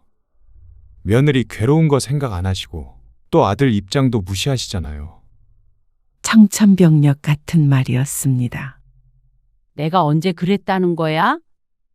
처가에 빨리 간다고 해서 보내주고 아침도 못 먹었으니까 따뜻한 밥 한 끼 차려주고 너 좋아하는 음식도 주려고 부른 거지. 누가 너희 괴롭히려고 부르니? 기가 막혀서 말도 잘 안 나왔습니다. 반찬은 가지러 간다니까요. 아들이 조금 누그러진 말투로 말을 했습니다. 그래서 최 씨도 침착하려고 노력했습니다. 일단은 가서 얘기해요. 전화가 그렇게 끊어졌고 주변이 조용했습니다. 딸도 사위도 최 씨의 눈치를 보고 있었고 남편은 한숨만 쉬고 있었죠. 분위기가 엉망진창이었습니다.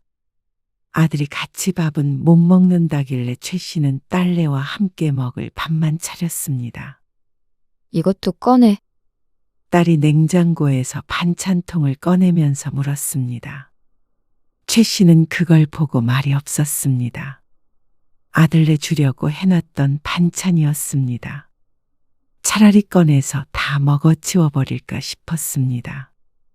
그런데 이미 오고 있을 텐데 그랬다가는 싸우자는 것밖에 안 될 것 같아서 참았죠. 그거 유성이네 주려고 해놓은 거야?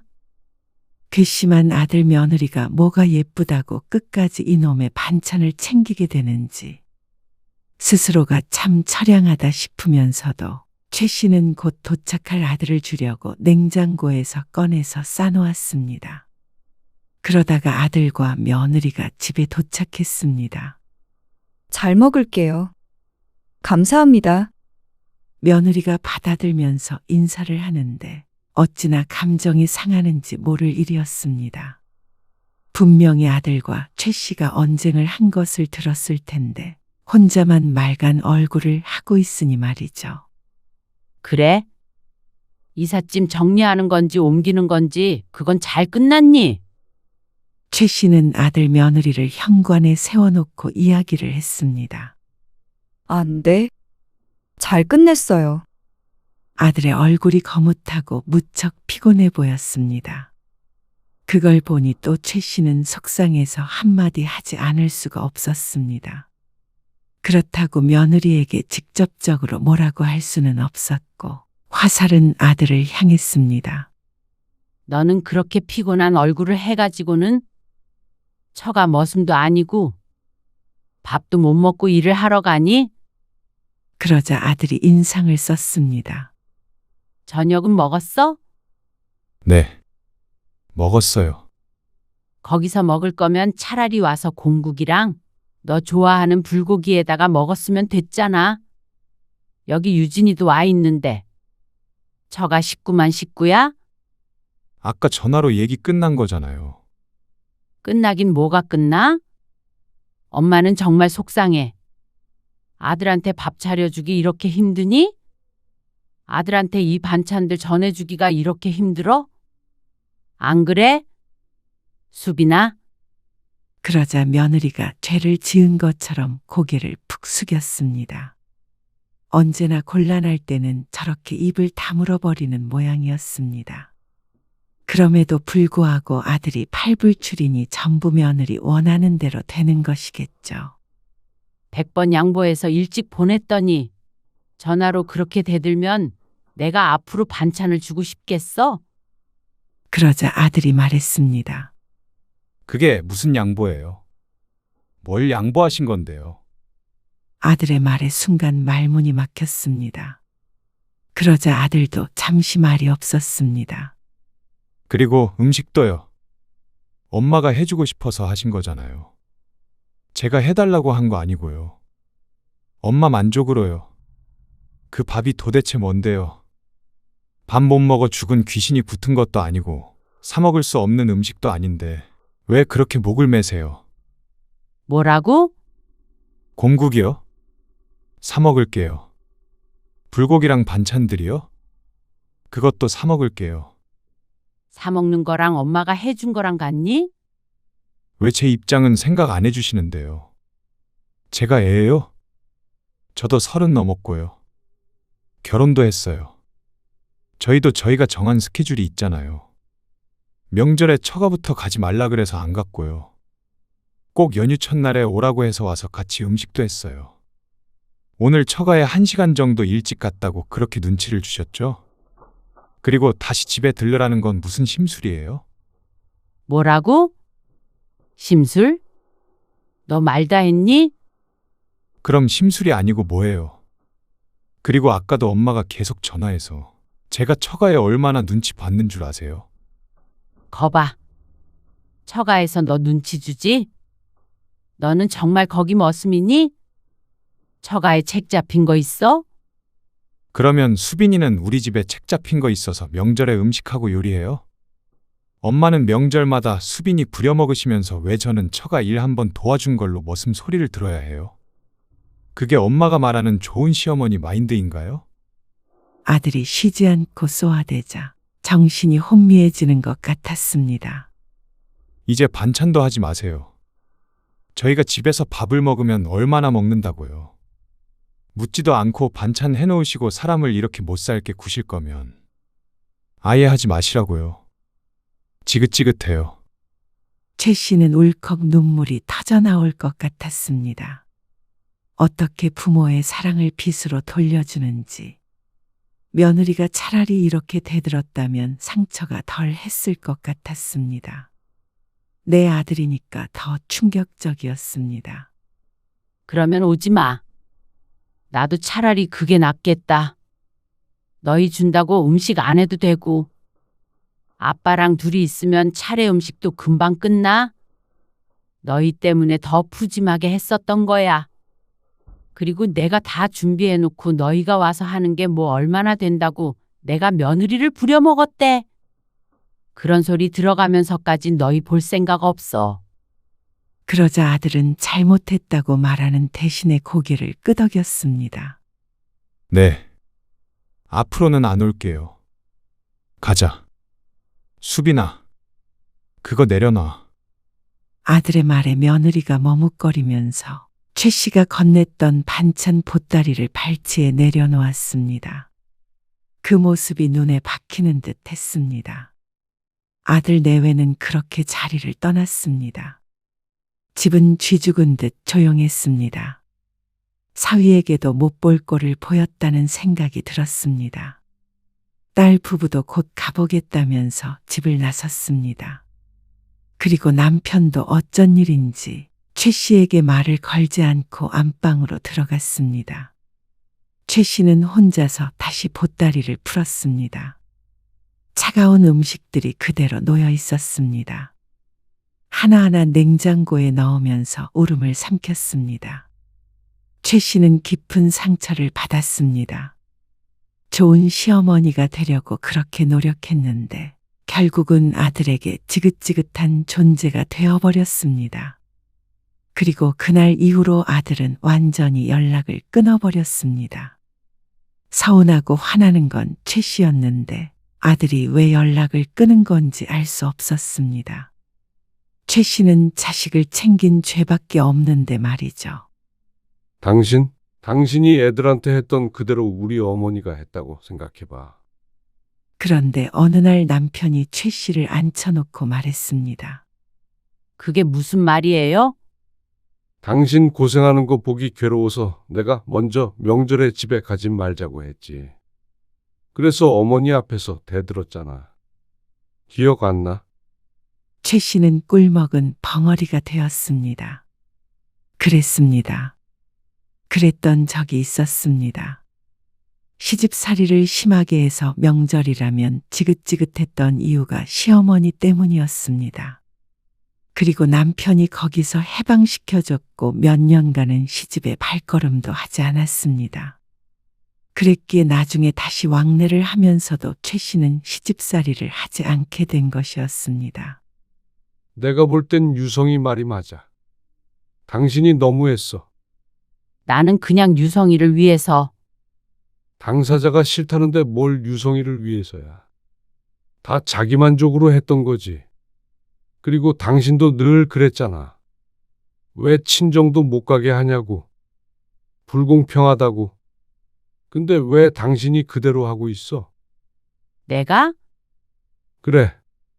유성이도 처가에 먼저 갈 수도 있고, 사정이 있으면 빨리 갈 수도 있고, 처가 일도 돕는 게 당연하잖아. 수빈이는 우리 집에서 설거지 해도 되고, 유성이는 안 돼? 너무 이기적이잖아. 그건 당신도 내 말대로 한번 해봐. 우리 어머니가 당신이고 당신이 수빈이라고 생각하면 답이 딱 나오잖아. 최 씨는 남편의 말을 듣고 며칠 동안 괴로웠습니다.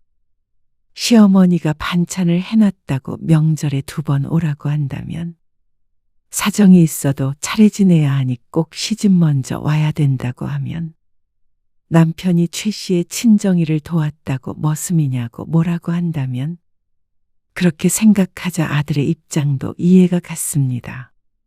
이해가 가자 더욱 괴로워졌죠. 마음이 무거웠습니다.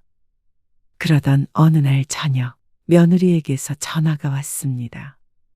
어머님, 저 수빈이에요. 그래, 수빈아. 저번에 일은 죄송했어요. 최 씨는 놀랐습니다. 며느리가 먼저 사과를 하다니. 유성 씨가 너무 심하게 말했어요. 어머니 마음이 많이 상하셨죠? 최 씨는 아무 말도 하지 못했습니다. 유성 씨가 했던 말들 진심 아니니까 너무 상처받지 마세요. 머릿속으로 오만 생각이 다 들었습니다.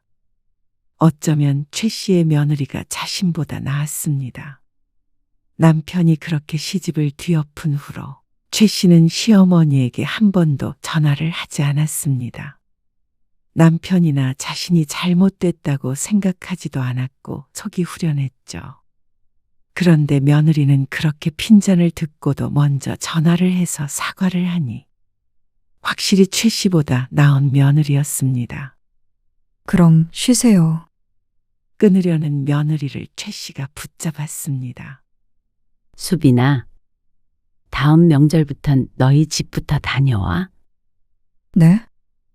혹시라도 우리 집에 올 거면 말야. 유성이 그놈이 싫다고 할 수도 있지만 어머님, 차례 음식은 어차피 너 없을 때도 유성이 아빠랑 둘이 했으니까. 그리고 나도 지난번 미안했다. 최 씨의 사과에 며느리가 놀란 듯 숨을 들이삼켰습니다. 그동안 많이 생각했어. 내가 좋은 시어머니라고 착각했는데 사실은 그렇지 않았더라. 너희를 힘들게 했구나. 최 씨는 진심으로 사과했습니다. 나도 시집살이 할 때 힘들었는데 왜 그걸 잊었을까? 수빈이 네 마음을 헤아리지 못했어. 미안해. 그렇게 전화를 끊으니까 마음이 조금 나았습니다. 딸 부부 앞에서 그렇게 자신을 몰아붙인 아들에게 여전히 괘씸한 마음은 남아있지만 최 씨도 인정할 건 인정해야 했습니다. 그러자 어느 날 아들에게서도 연락이 왔습니다. 다음에 처가에 들렀다가 차례에 안 늦게 일찍 갈게요. 그리고 앞으로는 번갈아 가면서 갈 테니 이해해 주세요. 그래? 그리고 지난번에는 죄송했어요. 말이 너무 심했어요. 그 말에 아들에게 서운했던 마음도 어느 정도 녹는 것 같았습니다. 앞으로는 네 마누라 고생 안 시킬 테니까 걱정 말고 와. 네. 최 씨는 전화를 끊고 한숨을 쉬었습니다. 속상해서 내신 건 아니었고 마음이 편해져서였습니다. 마음속으로 아들을 놓으니 오히려 이제는 정말 아무것도 상관이 없어졌습니다. 처가에 먼저 가든 아니면 둘이 여행을 가든 말이죠.